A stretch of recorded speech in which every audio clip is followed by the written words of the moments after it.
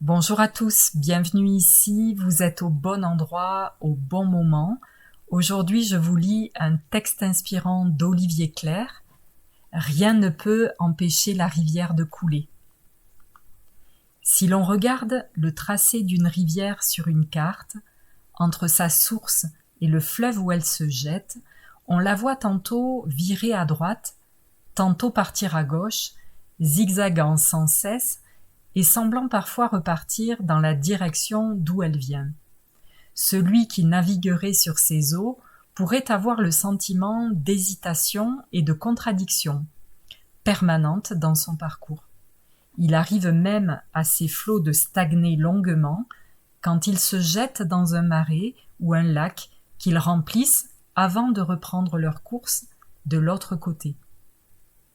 Pourtant, si l'on étudie une coupe latérale du terrain où s'écoule cette rivière, on constate qu'elle ne cesse jamais un instant de suivre la pente qui la conduit inexorablement jusqu'au fleuve.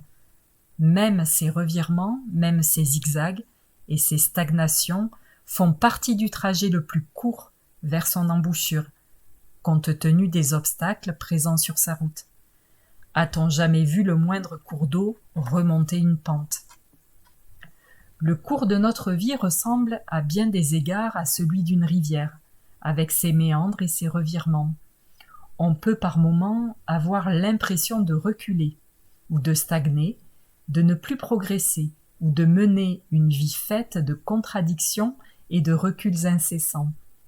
On s'était imaginé un parcours régulier, comme ces droites et ces courbes dont on apprend les belles équations en mathématiques, et voilà qu'il ressemble plutôt à des montagnes russes avec des hauts et des bas, des retournements en tout genre. Tantôt des obstacles se dressant sur notre route, comme les collines et les montagnes sur le trajet d'une rivière, nous forçant à quitter l'autoroute que nous avions déjà projetée en pensée pour emprunter des chemins sinueux qui semblent nous faire revenir sur nos pas.